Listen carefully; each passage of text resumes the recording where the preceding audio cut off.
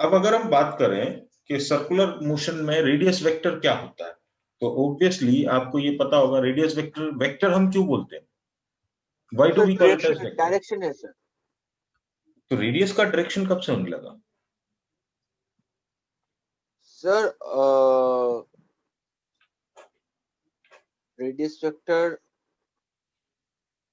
Sir क्योंकि sir इसमें sir quadrant है इसलिए सर रेडियस का वेक्टर है sir. Radius vector is basically the position vector of any particle which is undergoing circular motion with respect to origin.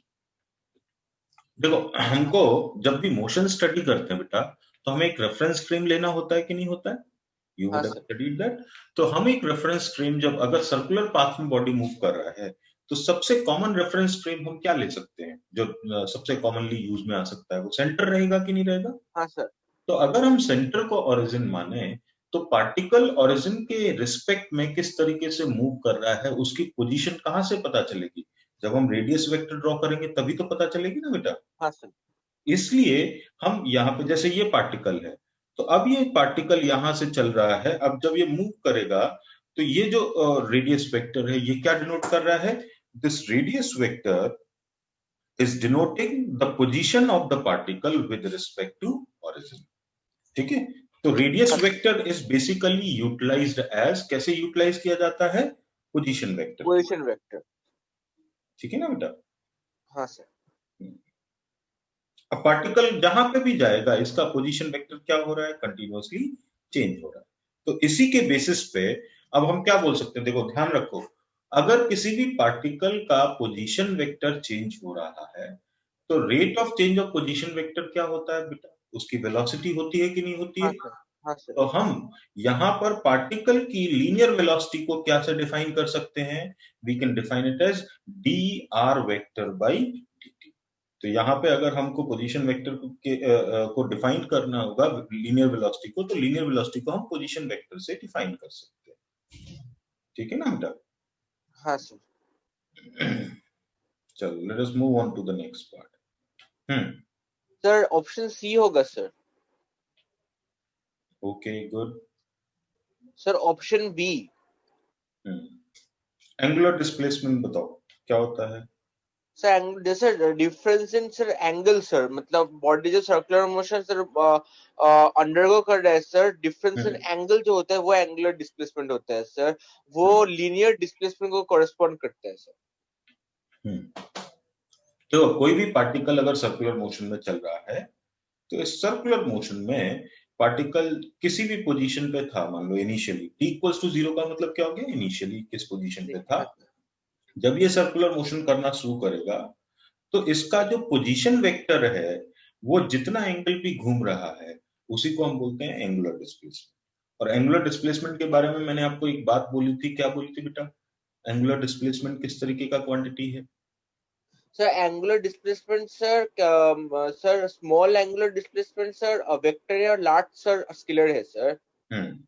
Small angular displacement is a vector quantity and large angular displacement is a scalar quantity. तो यहाँ पे अब अगर हम theta को बोले, तो theta हमारे लिए क्या होगा? वेक्टर क्वांटिटी होगा कि स्केलर क्वांटिटी होगा? अभी सर आप sir theta sir sir vector होगा सर।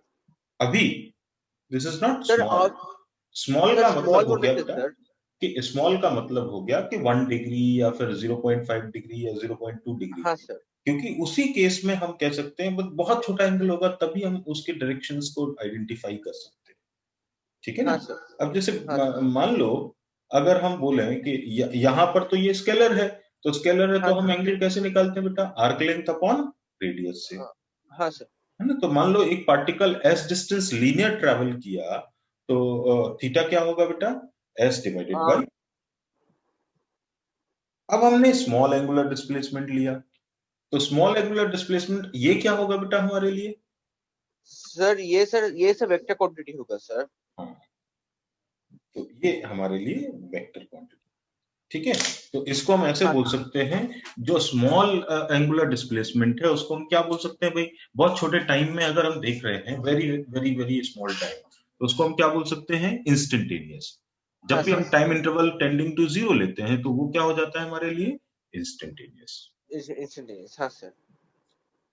तो हम क्या बोल सकते हैं, instantaneous angular displacement is a vector quantity. Vector quantity. और कैसे निकालोगे भाई, what is the relation between ds and d theta?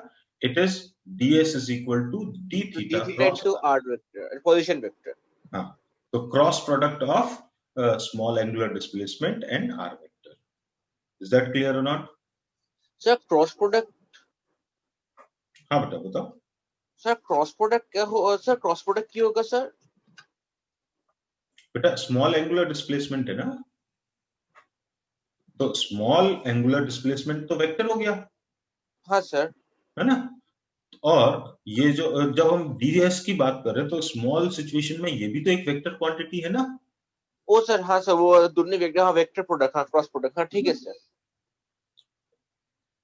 हम्म। अच्छा, ऑब्वियसली ये मैंने आपको बताया था कि जितने भी पैरामीटर्स हैं इन सर्कुलर मोशन, उनकी जो हम डायरेक्शन है वो कैसे आइडेंटिफाई करते हैं बेटा? हाउ डू वी सर हाँ identify the sir, direction? Right hand thumb rule से sir. Based on right hand thumb rule या राइट हैंड कर्ल रूल इसको बोलते हैं, है ना?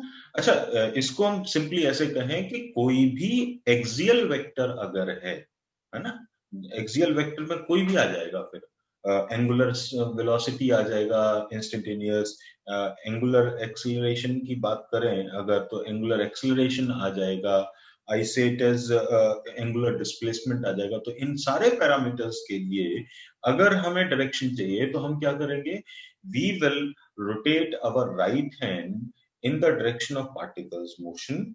जो जो भी हमें पैरामीटर चाहिए, अगर मान लो हमें एंगुलर डिस्प्लेसमेंट चाहिए तो डिस्प्लेसमेंट की डायरेक्शन में हम राइट हैंड को कर्ल करेंगे, तो जो थंब है वो हमें क्या पॉइंट आउट करेगा, thumb will point out the direction of